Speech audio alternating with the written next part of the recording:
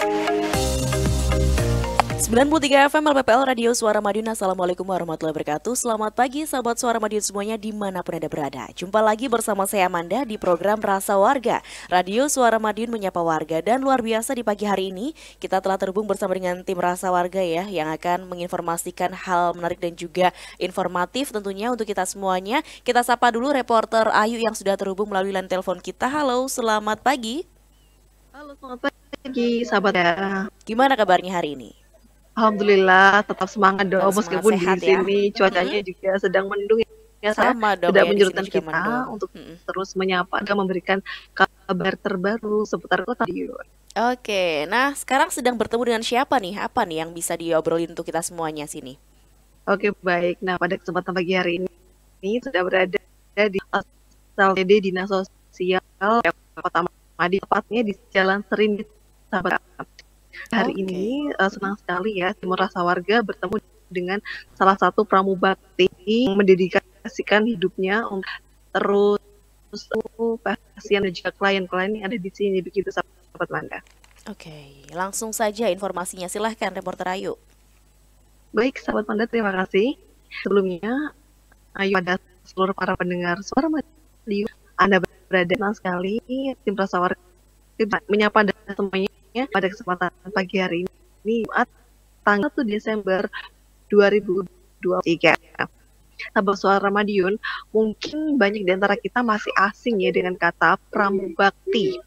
Nah, pramubakti merupakan istilah dalam bahasa Indonesia yang memiliki arti pengabdian sosial begitu ya, atau pelayanan dengan tulus. Nah, istilah ini sering digunakan untuk merujuk kepada tindak yang dengan tulus diri memberikan pelayanan pengabdian kepada orang lain atau masyarakat secara sukarela dan tanpa pamrih. Dan pramubakti mencerminkan semangat pengabdian dan terhadap kesejahteraan bersama. Dan senang sekali pada pagi hari ini Ayu dan Ibu Wahyu Wulandari, salah satu yang ada di Dinas Sosial PP dan PA Kota Madiun.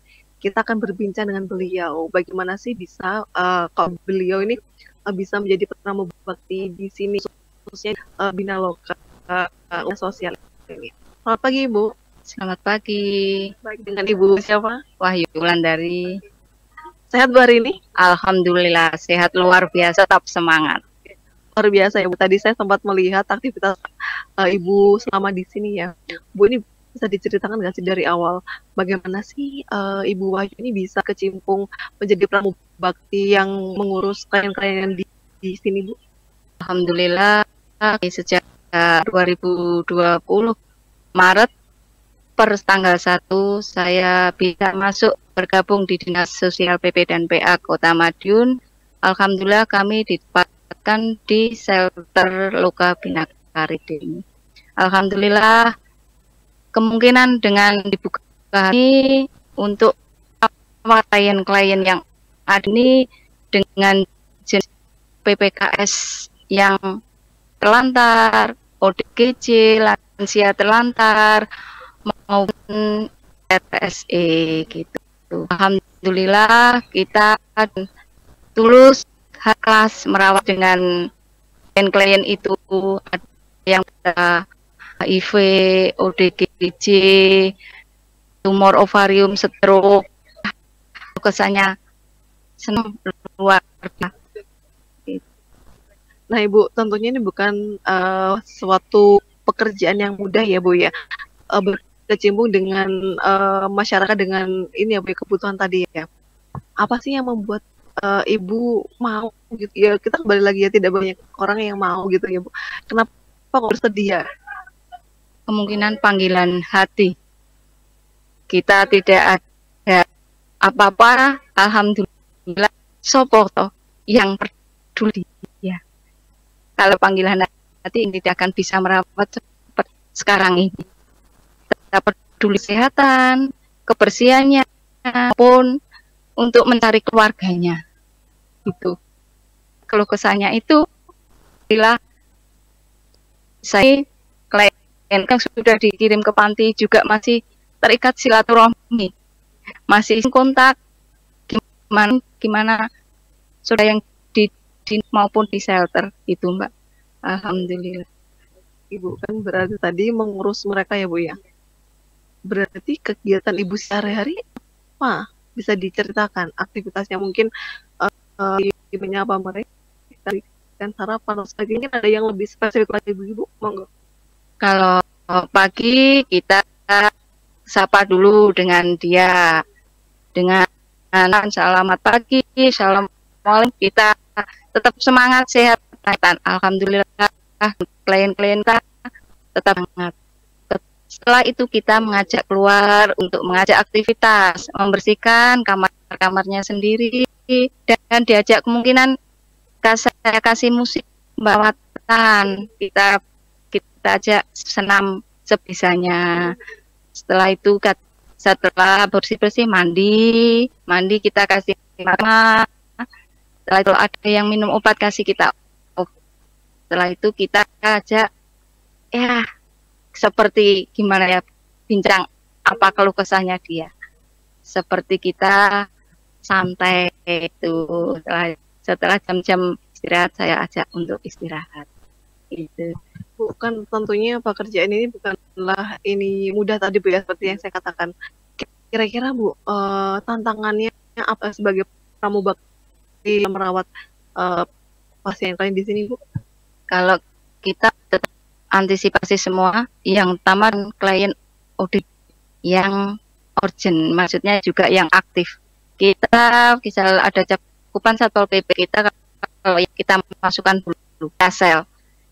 Kita yang kita kalau tidak kita gitu, anak terlantar, menurut lansia maupun kita, kalau kita sudah ketemu kita langsung disalurkan ke alamat dia temukan gitu. Kalau permasalahan yang sering ini yang mungkin ada di sini tuh apa aja sih Bu? Tadi melihat ada lansia, terus juga ada yang nyun sewu alja juga ya Bu ya. Kalau kesannya kalau yang ya sering sakit, kita komunikasi ke 112 minta, karena sudah lansia kemungkinan ya namanya imun itu kita kan tahu, juga happy-nya orang kita kan nggak tahu juga kan. Nyun sewu memang bukti, jadi untuk kerjanya kan tidak ada, kita shelter, jadi ya apa kita paling enggak kan 2 hari sampai kita bertahun di sini, karena tidak bisa ditempatkan depan karena punya penyerta ID. Ibu berarti kalau rata-rata yang di sini itu penyandang permasalahan sosial Bu ya, mungkin seperti ya gitu, atau ada yang kena razia atau ODGJ, itu mereka tuh ditemukan itu gimana sih Bu? Kita cuma menampung aja di sini, itu dari rahasia dari Satpol PP maupun kemungkinan pilar yang ada di Kota Madiun, Satpol PP maupun dari kesehatan seperti PMI, kemungkinan dekat, ditelepon bantuan sakit, tapi ternyata tidak ada identitas, juga belum bukan keluarganya. Kita cakup di sini dulu gitu Mbak.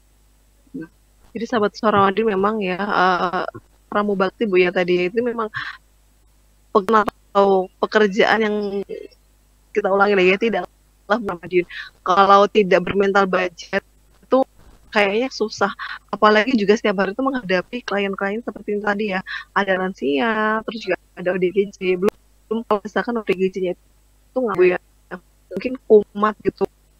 Terus tadi di sini saya juga sempat melihat ada yang ODGJ yang barusan ketabrak tadi ya. Terus stroke. Jadi kondisinya macam-macam di sini ya sahabat Suara Madiun, sehingga tidak orang biasa yang mau seperti ini ya Bu ya. Oke baik Bu, terbesar Anda Ibu tahan sampai di mana? Saya ya alhamdulillah, itu juga manusia kita peduli dengan kesehatannya, juga itu keluarga tidak punya siapa lagi tidak merawatnya, di mana sudah maksimal mencari keluarga tidak bisa, motivasi kayak kemudian yang bisa ditemukan keluarganya dan di kesehatan dan di kesehatan luar biasa untuk bisa mbah-mbahnya yang tanpa keluarga. Saya dengan tulus hati ikhlas lillahi ta'ala, saya tidak ada pamrih apapun karena dia itu perhatian. Ibu sampai karena ini Bu luar biasa sekali ya. Saya juga sempat terenyuh tadi Bu ya melihat kayak ibu atau mbah itu kayak keluarganya kita nggak tahu di mana ya. Mungkin pikun terus akhirnya dia mungkin jalan-jalan terus keluar rumah sehingga dari Pemkot Madiun evakuasi terus dimasukkan Bu ya. Nah Bu, strategi pendekatan apa sih Bu yang Ibu bangun dengan para klien ini kok sampai mereka seperti kayak saudara sendiri gitu? Ya, anggaplah kalau orang tua anggap kita mbah, benaran ibu kita anggap ibu, benaran kita saudara sebagai anak kita. Jangan kita itu juga umatnya Allah, kita sapa dan ikhlas, insya Allah dia nyaman dengan kita dia juga nyaman dengan dia. Mbak yang XGJ pernah dipulang sampai ke sini seperti dia mau saya. Nah, kenapa sama-sama kita kerja? Cerita ya Mbak. Aku di sini ikut buah. Buahnya apa? Aku ya juga kerja. Enggak Bu, saya dipulangkan di rumah seperti tidak diwongni. Berarti orang-orang itu katanya curhatin aja. Ini di wong mah enek panganan, enek makanan, enek uang, gak tahu disapa. Makanya orang-orang di sini jangan kita kucilkan, kita kasih support, kita rangkul keluarga kita. Insya Allah dia ya kita cuma mudah-mudahan cepat dibuka kemungkinan kalau punya anak segera mencari ibu mbah-mbahnya, kalau punya anak keluarga biar cepat ketemu. Itu juga masih ya juga Allah, sama-sama kita manusia gitu. Iya. Jadi pendekatan yang dilakukan Bu Wahyu pada klien-klien ini disesuaikan dengan usianya Bu ya, dan juga kalau misalkan ya disesuaikan treatment menghormati orang tua. Kalau mungkin seperti ini Bu ya, anak jalanan gitu kepada anak, kalau kepada yang lebih tua kita hormati seperti itu ya Bu ya. Nah Bu, untuk penanganan sendiri nih Ibu belajarnya dari mana? Apakah ada bekalan atau memang otodidak atau mengalir begitu saja? Alhamdulillah sejak tahun 12 dibekali dari kader PKK, kader kesehatan. Alhamdulillah 2020 John di sini itu kemungkinan dengan panggilan hati. Alhamdulillah kita belajar tidak untuk mengetahui di sini caranya. Kalau nggak bisa tanya, kita saling nanti dengan Bukit yang ada di wilayah sini, itu Mbak. Ibu lalu kan sejak tahun 2020 tadi ya, ada nggak sih Bu momen atau pengalaman yang masih Ibu ingat sampai sekarang yang nggak akan terlupakan, baik itu momen yang unik, menyedihkan, mengharukan, itu membahagiakan? Boleh diceritakan kepada? Alhamdulillah ada yang di kita yang di Panti Magetan. Dia itu orang terlar di sini, itu dia mengabdi Surabaya. Nggak tahu malam-malam kita sini dia terpunyasan. Alhamdulillah kita bangga, dia terharunya. Bu, bisa pengen korban, tapi karena ikut chance ya. Alhamdulillah dengannya dia berharga itu ini akhirnya disimpan di dinas. Terus setelah itu alhamdulillah Panti Magetan itu sebelum ke sana dinas sosial di sel kita melakukan korban Mbak. Sampai sekarang pun dia masih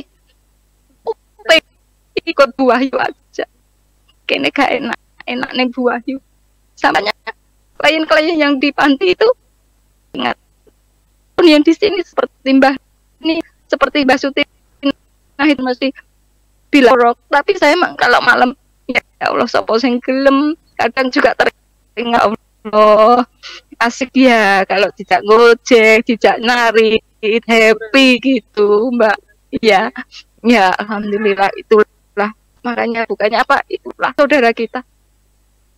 Kalau kita yang peduli dengan dia gitu. Luar biasa ya, sahabat para pendengar suara Madiun, bahwasanya memang pekerjaan sosial ini berdasarkan seperti yang dikatakan Bu Ayu, ini adalah pekerjaan panggilan, sehingga ketika hati kita sudah tergerak, insya Allah tantangan apapun bisa kita lewati dengan baik. Justru kita pekerjaan tersebut ya Bu ya, sehingga pekerjaan tersebut bisa membawakan berkah. Nominal materi pun tidak pikirkan, yang penting kita bisa bermanfaat bagi orang-orang di sini, begitu ya Bu ya. Baik Bu, pernah nggak sih seperti yang ngamuk, terus ada yang membuat Ibu, loh kok gini sih, gitu-gitu, ada nggak sih Bu? Ada ya, klien ODGJ saya baru pertama kali itu nggak seperti saya dilempar. Dilempar gimana? Tak mandi, tak suka, nggak mau dilempar saya. Tapi alhamdulillah saya dilemparnya kan dia di sel. Dilempar itu alhamdulillah. Oh berarti dia nggak nyaman. Memang belum di kooperatif karena putus obat. Juga klien kota kita itu Mas Edi di Kelurahan Sogaten. Ya masih pengobatan ya karena kondisi orang tuanya mungkin keadaan nggak mampu juga di sini karena dia pindah dari Serang. Ya sampai sekarang ya kadang masih pelanturan, minum obatnya susah. Itu. Ya inginnya dia pulang ke Tangerang gitu aja. Tapi KTP-nya sini. Untuk menyeluk di GJ pernah ada klien dari Sukabumi itu. Dia karena orang tua mampu dulu diobatkan di Tinampi, di sini urgent naik di itu lereng ini resplang semua. Aku nggak mau kalau nggak ditolong, iku pacar saya gitu. Iya naik tangga, ayo tapi temen tolong aku dijogo kan saya gitu. Akhirnya turun dimandikan pun sama orang, nggak mau pacarku. Itu tenangnya itu. Oh berarti dia nyaman dengan kita. Tetapi kita pasti dengan teman-teman yang lain tolong dijaga saya. Takutnya ya bukannya apa dia mau meluk mau apa bukan kita gak antisipasi namanya ODGJ gitu. Ya masih hidup. Alhamdulillah Bu ya, sampai sekarang masih sehat walafiat ya Bu ya. Jadi sahabat suara Madiun, bahwasanya seperti di belakang saya ini ya, ini adalah sel ya Bu ya. Nah ini diperuntukkan bagi ODGJ yang mungkin tingkat sudah hampir parah Bu ya. Jadi mereka ngamuk, terus mungkin berteriak-teriak atau suka menyerang, sehingga pasien atau kliennya tuh ditempel di belakang kami ini Bu ya. Bu, lalu Bu ke sini kebutuhan sehari ketika dia sakit atau mungkin kebutuhan seperti ada yang begitu itu dibiayai siapa Bu? Kalau Pampers semua biaya dinas sosial dari bidang rehab sos.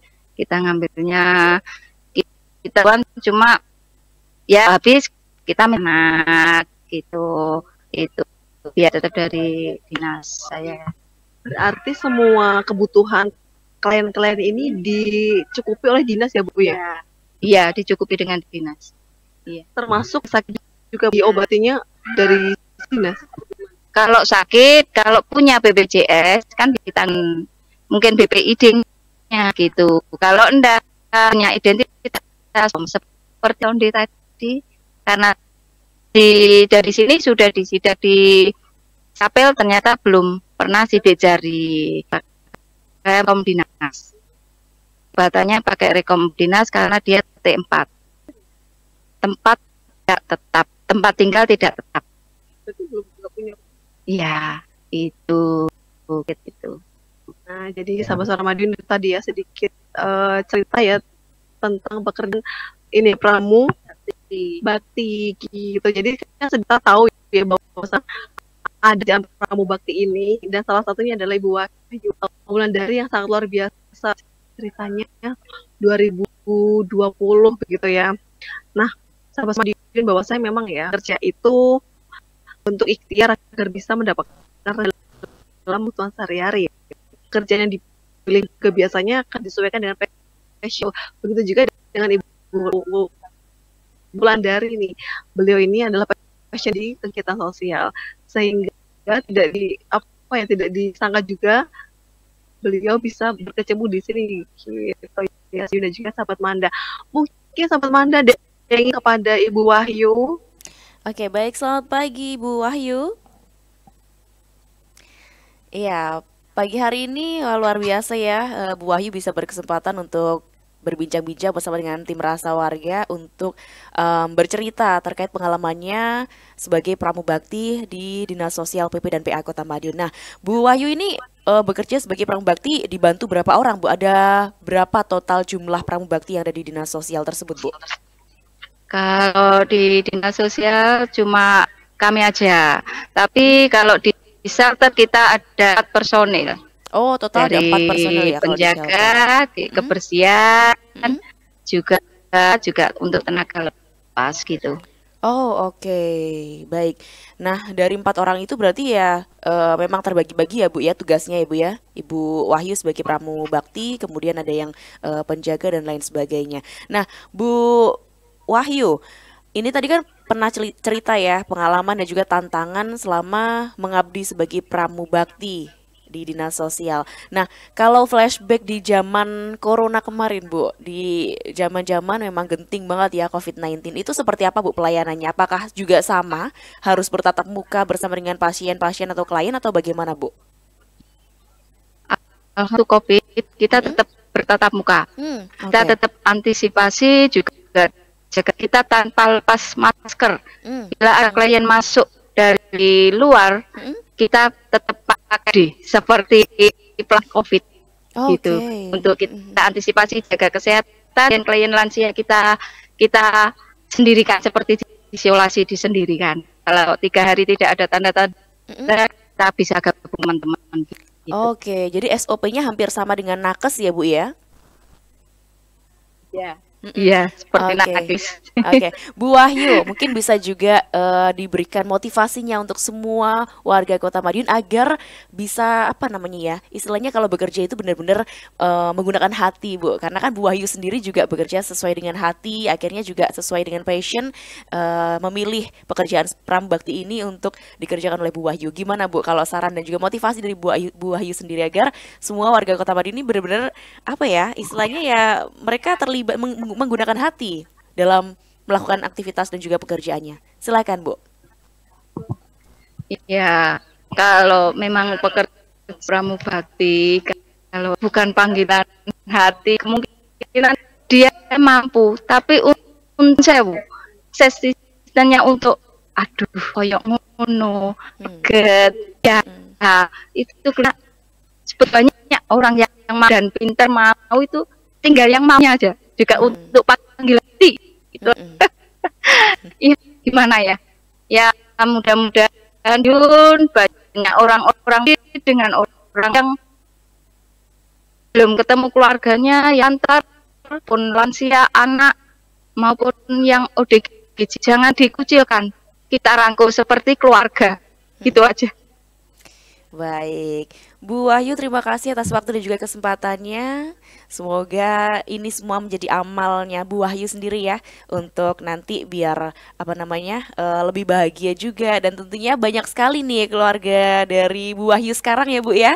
Makin dikenal banyak orang, tentunya juga Bu Wahyu ini udah bisa dibilang udah bestie ya, Bu ya, sama pasien-pasien kliennya, Bu ya. Karena kliennya pun juga nggak mau terpisahkan dari Bu Wahyu nih. Sukses terus Bu Wahyu dalam menjalankan tugasnya. Dan tentunya terima kasih atas pengabdiannya Bu Wahyu untuk semua warga masyarakat yang utamanya yang ada di Dinas Sosial PP dan PA Kota Madiun. Kita kembali lagi ke reporter Ayu, silakan. Sahabat Manda, terima kasih. Jadi Suara Madiun bahwasanya perlu digarisbawahi pekerjaan apapun yang dilakukan dengan hati, insya Allah akan berbuah manis itu ya. Nah, Madiun bahwasanya kerja kalau sudah merasa ikhlas, tidak ada kata mengeluh. Jadi cintailah pekerjaan dan lakukanlah dengan sepenuh hati. Akhirnya, Ayu Mijaya dan tim Rasa Warga melaporkan dari Jalan Sendi, Kota Madiun. Kembali ke studio.